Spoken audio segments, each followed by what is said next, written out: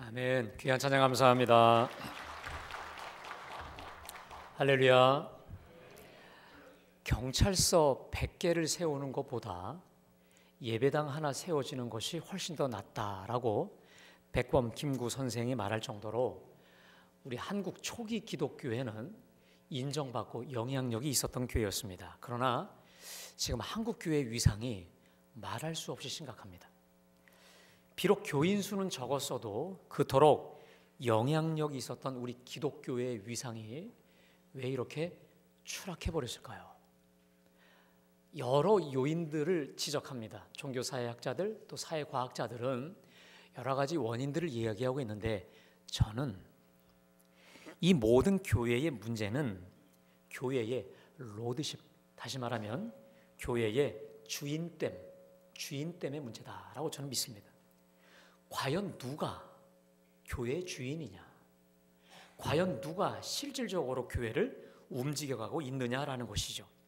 말로는 우리가 주님의 교회, 하나님의 교회라고 하지만 실질적으로 주님이 아닌 다른 그 누군가가 교회의 주인 노릇을 하고 있다는 거예요. 영향력을 행사하고 있다는 것이죠. 그러나 우리 주님은 분명히 선포하십니다.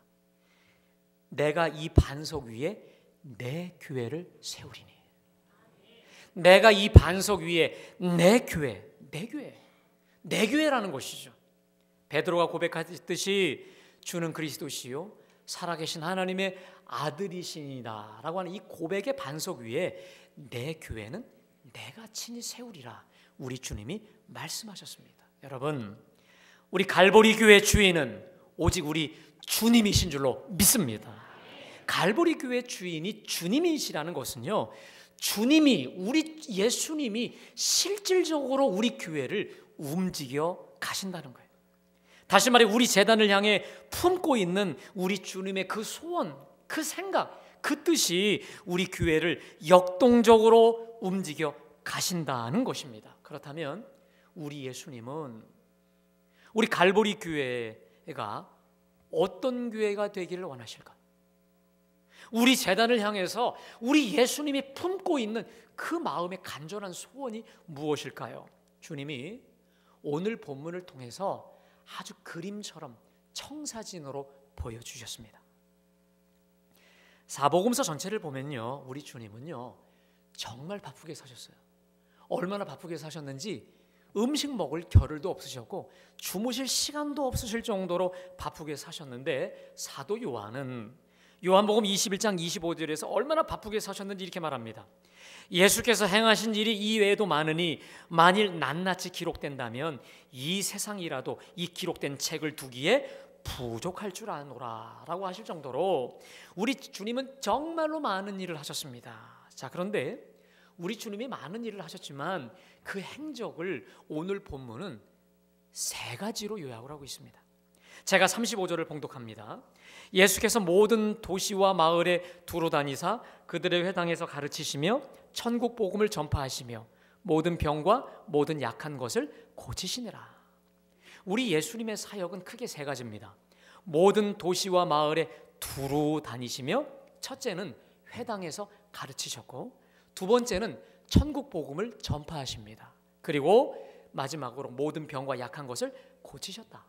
그러니까 이렇게 요약이 되죠. 가르치시고 전파하시고 고치신 거예요. 자, 이것을 다시 좀 풀어서 정리를 하면 이렇게 됩니다. 천국 복음으로 사람을 살리고 키우고 고치신 겁니다. 한번 저를 따라합니다. 천국 복음으로 사람을 살리고 키우고 고치셨다. 믿으십니까? 저는 우리 예수님의 이 사역을 생명사역이다, 다른 말로 생명살리기 사역이라 칭하고 싶습니다. 죄와 허물로 죽은 자를 복음으로 살려내시는 것, 살려낸 자들을 말씀으로 키우고 제자로 키우고 성장시키는 것, 그리고 병들거나 약한 자들을 친히 고치시는 이 모든 사역, 이게 바로 우리 주님의 생명사역이죠. 왜 우리가 주님의 이 사역에 주목해야 될까? 우리가 주님 사역의 본질을 깨닫고 이 사역을 우리 사역으로 믿고 순종해 갈 때에 우리 갈보리 교회는 그때 비로소 교회다운 교회, 우리 주님의 교회다운 교회로 회복되고 변화될 줄로 믿습니다. 여러분, 우리 하나님 보실 때 사람이 볼 때 말고요, 우리 주님이 하나님이 보실 때 어느 교회가 크고 위대한 교회일까요? 건물이 크고 멋진 교회요? 사람들이 많이 몰려드는 교회요? 예, 중요하죠. 소중하죠. 그러나 그게 본질이 아닙니다. 우리 제단에 오기만 하면 삶의 목적을 잃고 방황하던 사람들이 복음으로 살아나요. 진리들 모르는 사람이 진리의 말씀으로 건강하게 세워져요. 온 교회가, 온 교인이 한 영혼을 천하보다 귀하게 여길 줄 안다면 그게 바로 진정한 큰 교회, 위대한 성도가 아니겠습니까? 제가 예전에 화요일 날마다 구역장들과 그리고 여러 목회자들과 함께 그 전주에, 그 주에 등록한 교인들의 등록 카드를 보면서 이 사람을 어느 속회에다 배속할까를 아주 신중하게 고민했던 적이 있었습니다. 자, 몇 년 전에 여느 때처럼 새신자가 와서 그 사람을 어느 속회에 배속할까 심각하게 고민했던 적이 있었는데, 그때 제 기억에 그분이 가정적으로 어려움이 있었던 사람이었어요. 그래서 이 사람은 특별히 속장에 많은 케어링과 돌봄과 치유가 필요했던 새 가족이 오셨거든요. 서로 고민하다가 결국은 어느 속회로 배속했는 줄 아십니까? 한 영혼을 귀하게 여길 줄 아는 속장, 한 영혼을 정말 사랑하고 관심 있게 잘 키워낼 수 있는 그 속장에게로 보냈습니다. 제가 경험적으로 터득한 속회 배속의 원리가 있습니다.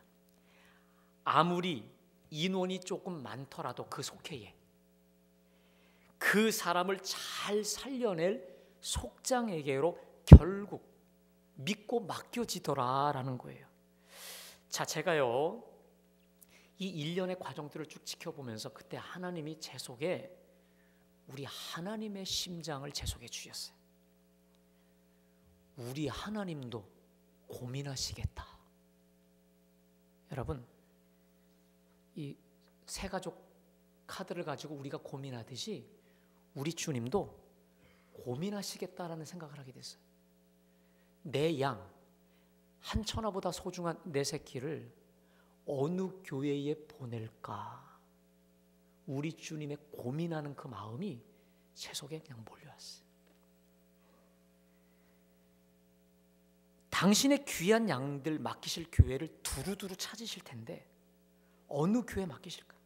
그런데 그 양들 중에는 누구의 도움이 필요 없이도 자기 혼자 잘 설 수 있는 건강한 양들도 있잖아요. 그러나 세상에서 혹은 가정에서 받은 상처가 너무 커서 누구의 도움이 없이는 설 수 없는, 그래서 교회 문을 두드렸는데 그 영혼에게 아무런 관심도 마음이 없을 때 하나님이 그 교회에 당신의 양을 보내실까?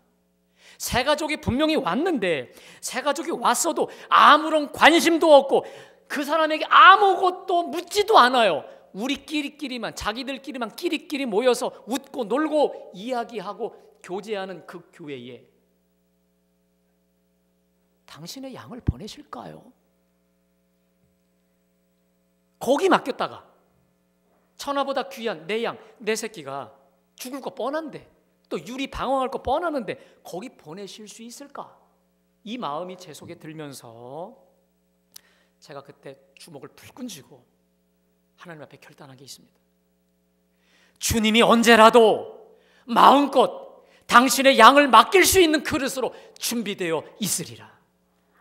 여러분, 한 번 사는 인생이고 짧은 인생이고 하나님 앞에 서서 평가받을 인생이라고 한다면, 기왕 우리가 한 번 사는 거라면, 두 번 사는 거 아니고 한 번 산다고 하면 기왕 가장 가치롭고 투자할 만한 바로 그거에 우리 인생을 투신해야 되지 않겠습니까?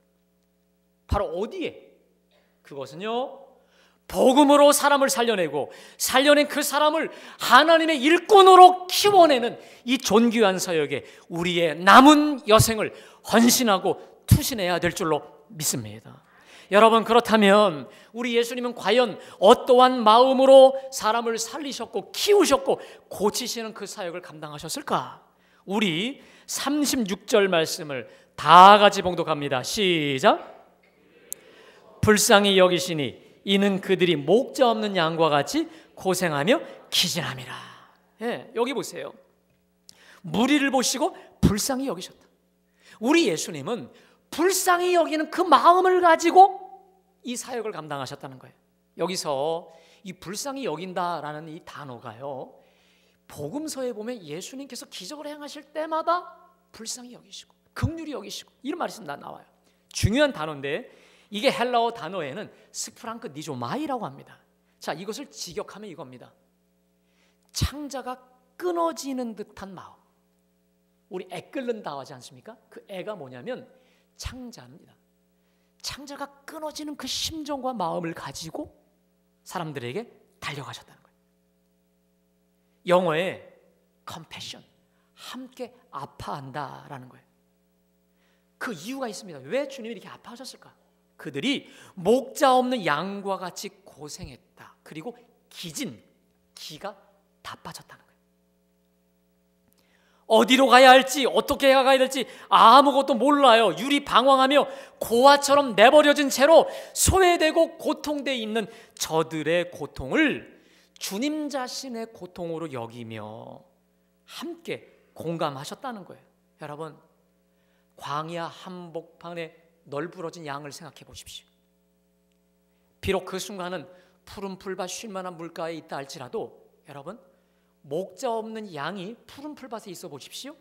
그 푸른 밭은 삽시간에 피밭이 돼버려요. 쉴만한 물가는 삽시간에 핏물가가 돼버리겠죠. 왜 그럴까? 이리와 맹수들이 달려들어서 그 양을 그냥 다 찢고 죽일 수밖에 없어요. 마땅히 가야 할 바를 찾지 못해서 유리 방황하는 것은 말할 것도 없거니와 온몸과 심령이 상처투성이요 먹지 못해 공고하고 목마르고 병들어 결국 죽지 않겠습니까? 우리 예수님은 어떤 특정한 지역, 특정한 사람에게 국한되지 않고 모든 마을에 두루 다니사 양과 같이 목자 없는 양과 같이 고생하며 유리 방황 힘이 다 빠져버린 그들의 상태를 정확히 직시하고 저들을 향해 스프랑코 니조마이 단정의 고통, 애끓는 고통을 가지고 만나는 사람들을 회당에서 가르치셨고 복음으로 그들을 살리셨고 병자들을 고쳐주셨어요. 그래서 여러분 복음서를 보십시오. 예수님을, 이 긍휼의 주님을 만나기만 하면 사람이 달라져요. 병자들의 육체의 병도 치유되지만 그들의 그토록 상했던 마음과 영혼이 치유돼요. 인생이 달라져요. 똑같은 말씀인데 우리 예수님이 말씀하시면 사람들이 이렇게 반응합니다. 권세 있도다. 권세 있는 새 교훈이로다. 저 서기관과 바리새인과 다르도다 라고 말하면서 우리 예수님 속에 있는 그 충만한 영권, 그 능력, 무한하신 자비와 사랑으로 압도가 되어서 다 은혜 받아요. 그리고 다 새로워지게 된 줄로 믿습니다. 여러분, 제가 여기서 여러분께 한 가지 질문 드립니다. 우리 예수님 속에 있는 이 자비의 마음, 스프랑크 니조마이, 이 긍휼의 마음은 굳이 그냥 애쓰지 않아도 길러졌을까? 그냥 하나님의 아들이니까 주님 속에 그냥 늘 충만했을까? 저 예전에요, 예수님이 하나님의 아들이시잖아요. 하나님이시잖아요. 그러니까 이 긍휼의 마음이 늘 언제나 충만한 줄 알았어요. 그래서 예수님이 새벽에도 기도하시고 밤에도 기도하시고 병자를 고치다가요 갑자기 산으로 도망가세요. 치유하고 있다가 어디로 그냥 사라지고 버리세요. 저는 이것을 이렇게 생각했어요. 예수님이 새벽 기도에 모범을 보이시려고, 차례 기도에 모범을 보이시려고, 그리고 쉬지 말고 기도하라는 기도에 본을 보이시는 거로만 알았어요. 그런데 복음서를 깊이 연구해보고 신약 성경을 연구해보니까 우리 주님의 기도는 그런 기도만이 아니었어요. 한마디로 우리 예수님의 기도는 살기 위한 기도였는 줄로 믿습니다. 이 말은 기도하지 아니하면 죽는다라고 하는 절박함을 가지고 드린 기도였다라고 하는 것입니다. 아예 기도하시되 그냥 기도가 아니에요. 전투적이고 전 기도에 전쟁을 날마다 치르셨다는 겁니다. 여러분, 우리 예수님의 기도가 많이 있겠지만 주님의 기도를 대표할 만한 기도가 뭡니까? 겟세마네 기도입니다. 거기에 보니까 힘쓰고 애써 더욱 간절히 이렇게 기도하시죠. 그래서 땀방울이 핏방울같이 되었다. 여기서 이 힘쓰고라는 말은 헬라어의 아고니아라고 합니다. 이 말이 뭐냐면 이런 겁니다. 두 가지로 쓰여요. 전쟁에서 전사들이 이 총알과 화살이 날아오는 그 상황에 사력을 다해 전쟁할 때 쓰는 단어. 또 하나, 올림픽에서 100m 경주자들이 죽어라고 단 0. 몇몇 초를 줄이기 위해서 금메달을 위해 사력을 다해 질주할 때 쓰는 단어가 바로 아고니아, 힘쓰고 애쓰다. 이게 바로 그거예요. 전쟁적 용어입니다. 사력을 다한 용어예요. 다시 말해 우리 예수님은 마귀와의 치열한 기도의 전투를 그렇게 벌이셨다는 거예요. 우리 주님은 그렇게 기도하셨다는 거예요. 이 겟세마네 이 피나는 기도 전투에서 우리 주님이 승리하셨어요. 그래서 기도하기 전에는 이 잔을 내게서 옮기시옵소서. 내가 지금 죽게 되었으니, 심히 죽게 되었으니 제자들에게 나와 함께 나를 위해 좀 기도해달라라고 부탁하셨던 우리 주님이 이 기도 후에 어떻게 변하십니까? 자, 때가 왔도다. 인자가 죄인의 손에 팔리는도다. 일어나라, 함께 가자. 할렐루야. 때가 왔도다. 일어나자, 함께 가자.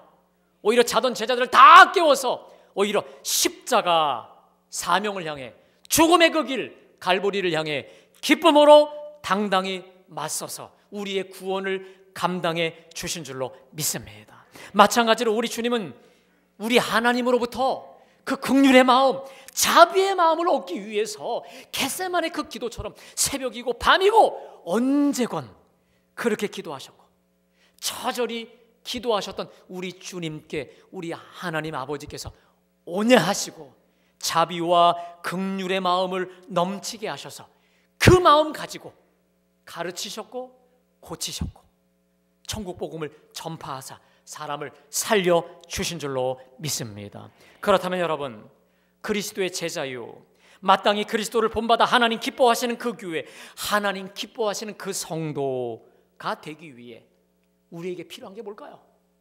여러 가지가 필요합니다. 기술도 테크닉도 모든 경험도 필요한데 가장 중요한 건 우리 예수님의 그 마음인 줄로 믿습니다. 한 영혼을 천하보다 귀하게 여기는 그 마음, 남의 아픔을 나의 아픔으로, 남의 기쁨을 나의 기쁨으로 함께 여길 줄 아는 그 자비의 마음이에요. 그 마음 없이, 여러분, 그 마음 없이 교회의 사역이 될까요? 교회에서 아이들을 섬기고 성가대로 찬양을 하는 거, 이거 될까요, 여러분? 사랑하는 우리 갈보리 모든 성도 여러분, 말씀대로 살고자 하는 우리 신앙인들의 문제가 뭘까요? 한번 정직하게 여러분 우리를 성찰해 보십시오. 말씀대로 살려고 애쓰는 우리의 문제가 뭘까? 물론 말씀을 몰라서의 문제이기도 하지만 우리가 신앙생활을 오래 해보십시오. 교회에서 설교 많이 듣고 성경 공부도 해보고 하다 보면요, 우리의 문제는 몰라서의 문제가 아니라는 걸 알게 돼요. 아는데 그게 안 돼요. 예를 들어 내가 누군가를 미워하면 그 틈을 타서 마귀가 우리를 해집고 들어온다는 거 알아요. 또 우리 주님 말씀하셨잖아요. 너희 원수를 사랑하고 그를 위해 축복하라. 악에게 지지 말고 선으로 악을 이기라. 아는데요, 그게 안 돼. 더 쉽게 말할까요? 그러고 싶지가 않아요. 너무 얄밉고 미워서 그러고 싶지가 않다니까요.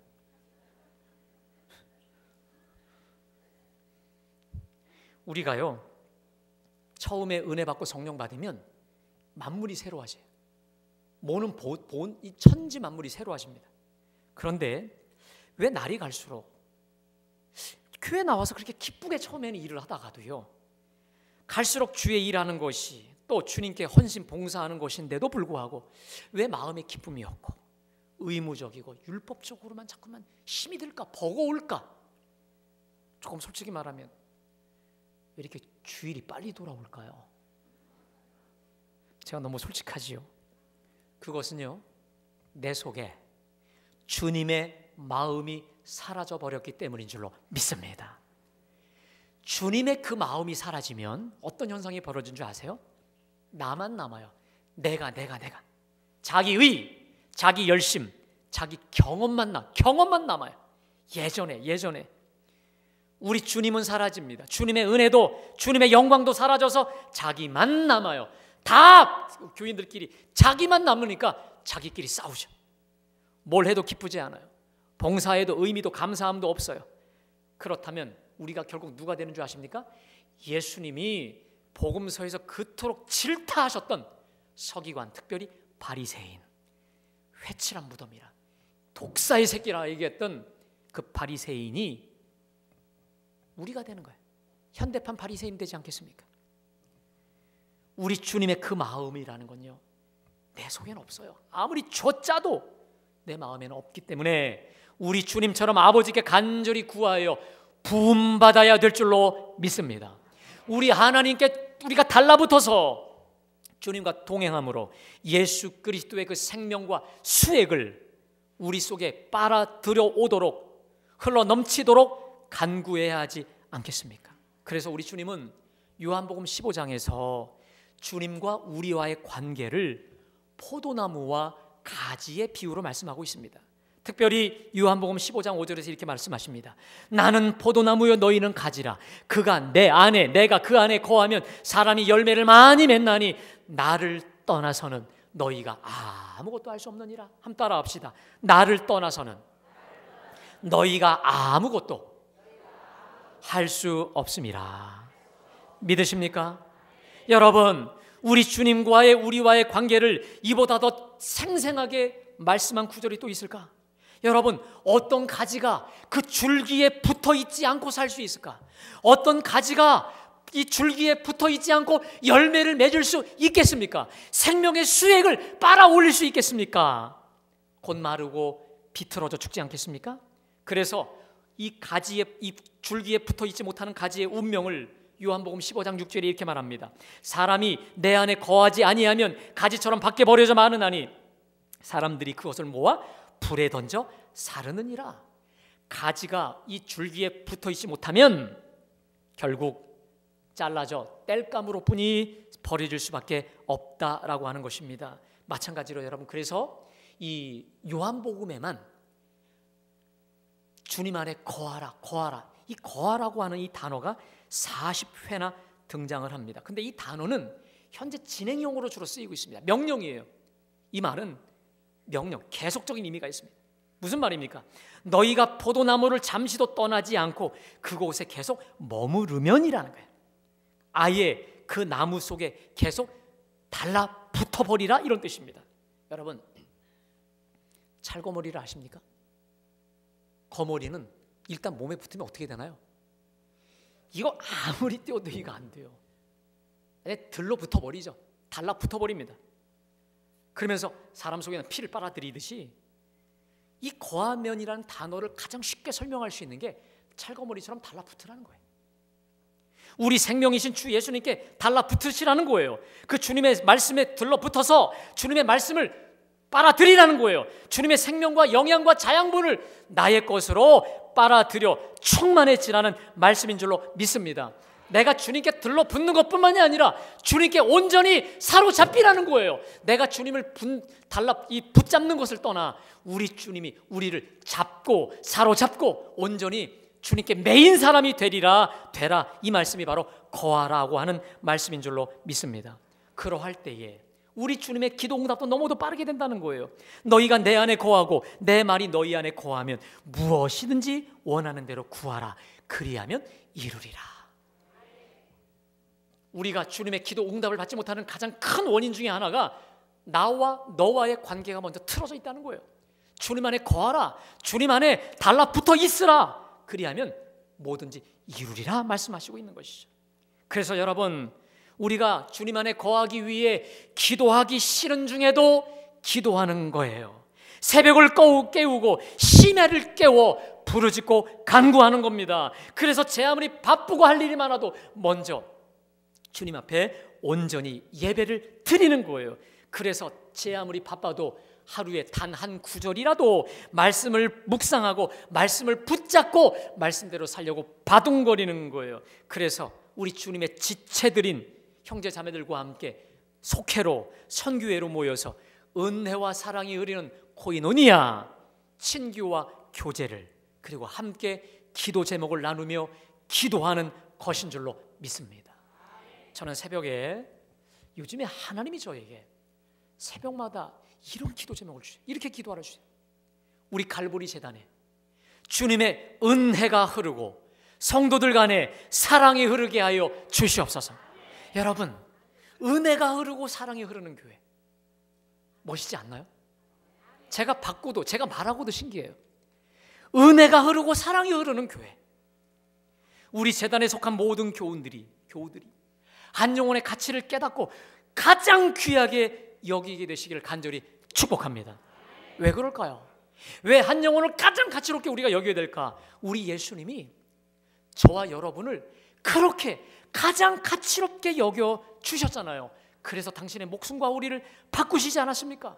당신의 피값을 주고 죄와 죽음의 노예였던, 그리고 마귀에게 팔려서 마귀의 종노릇 노예되었던 우리를 당신의 피값으로 바꾸셨잖아요. 빼오셨잖아요. 당신의 갈보리 십자가 그 피의 대가로 우리를 완전히 살리시고 마귀로부터 빼내 오신 줄로 믿습니다. 어거스틴은 이 사실을 깨닫고 감격 중에 이렇게 고백합니다. 참으로 이상하고 놀라운 일이다. 이토록 날 사랑하시다니. 그분은 마치 이 세상에 사랑할 사람이 나 하나밖에 없는 것처럼 날 사랑하셨다. 아니, 내가 이 세상에 남아있는 유일한 생존자라 할지라도 그분은 나 하나를 위해 십자가에 목숨을 버리셨을 것이다. 여러분, 우리는 주님이 당신의 몸값을 주고 주님의 몸값으로 우리를 피로 사셨고 우리를 당신의 몸과 바꾸신 최고의 사람들인 줄로 믿습니다. 그래서 저는 우리 재단의 그 어떤 지체라도 최소한 우리 교회에서만큼은 존귀 여김받고 사랑과 축복 속에 행복했으면 참 좋겠어요. 정말 우리 교회에서만큼은 이 은혜의 복음으로 또 예배 중에 은혜 받고 살아나고 회복되고 주님의 일꾼으로 성숙해 갔으면 참 좋겠습니다. 우리 복음으로 한 영혼을 살리고 키워내는 이 존귀한 사역에 우리 주님의 마음을 가지고 여기 계신 저와 여러분이 정말 하나님 앞에 크게, 정말 멋지게, 존귀케 쓰임받게 되시기를 간절히 축복합니다. 제가 지난 화요일 날 우리 교회 화요 전도대에 참석을 해서 함께 전도를 했습니다. 우리 교회를 중심으로 한 400m 반경에 10개 거점을 이번에 새로 10개를 정해서 한번 전도해보자 하고 했는데, 제가 우리 교회 주변을 보니까는요, 우리 주님 말씀하시죠. 보라, 씌워져 추수할 것이 되었도다. 우리 교회 주변에 보니까 다 추수밭입니다. 추수할 거리가 널브러져 있습니다. 아멘. 그냥 나가서 알밤 주워, 떨어진 알밤 주워 오면 될 것 같아요. 제가 특별히 이 뚝섬 유원지에서 우리 교회를 봤는데, 여러분 그거 아십니까? 우리 교회뿐이 없는 거 아세요? 교회는 갈보리 교회뿐이 없어요. 이번 주에 목요일인가요? 제가 아끼는 우리 후배 목사님이 분당 서울대병원에 이제 신방하러 가다가 더 멀리 저 88 고속도로에서 우리 교회를 찍었어요. 멀리서 찍으니까 더 장관이에요. 완전히 이 아파트와 이 빌딩 안에 이 둘러싸여 있는 거기서 가장 이 중심의 핵에 있는 우리 교회. 여러분, 이렇게 멋지고 최고로 아름다운 교회 다니고 있는 줄로 믿습니다. 여러분, 이게 최고의 사역지, 최고의 좋은 밭에서 신앙생활하고 있는 것에 큰 자부심 갖기를 간절히 축복합니다. 그래서 저 역시 우리 예수님의 이 자비의 마음, 긍휼의 마음 가지고 내일 모레 화요일부터 우리 교우들 가정을 한 가정 신방할 겁니다. 오늘 주신 주님의 그 마음 가지고 모든 가정을 두루 신방하려고 합니다. 이번 신방에서 저와 우리 집사람만 갈 거려고 하는데 여러분들이 꼭 준비해 주실 게 있습니다. 여러분 이거 받으셨나요? 그 기도 제목 노트 받으셨나요? 그거 한번 좀 펴보실까요? 한번 다 보세요. 예. 보시면 네.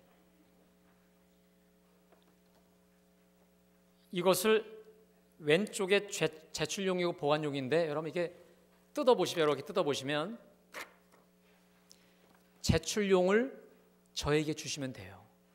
그리고 보관용은 여러분들이 가지고 계속 기도하십시오.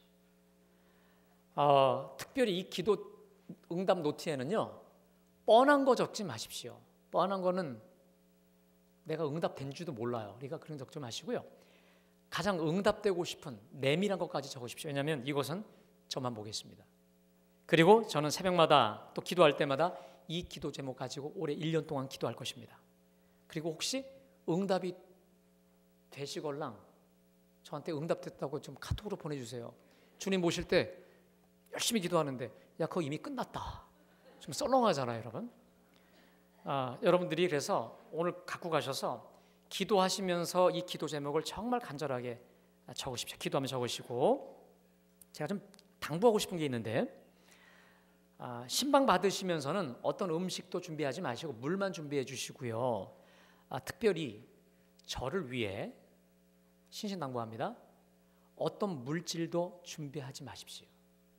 저에게 주실 것은 어떤 물질도 준비하지 마십시오.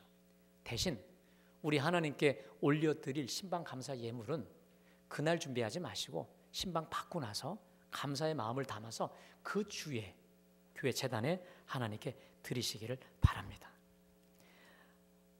저는 부족하지만 주님의 그 심장으로 여러분들을 목양하며 기도하는 목사가 되도록 힘쓸 터이니 여러분들 저를 위해 많이 중보해 주시기를 간절히 부탁드립니다. 주께서 한 영혼을 천하보다 더 존귀하게 여기고 사랑하고 축복하는 우리 갈보리 위에 수많은 심령을 붙여주실 것을 믿습니다. 이 시대에 정말로 건강하게 부흥하는 그 교회의 모델로 우리 갈보리 재단을 존귀하게 아름답게 부흥시켜 주시고 사용하여 주실 줄로 믿습니다. 이 존귀한 생명 살리는 이 사역에 저와 우리 재단이 아름답게 주님 오실 때까지 끝까지 쓰임받게 되시기를 간절히 축원합니다. 기도하시겠습니다.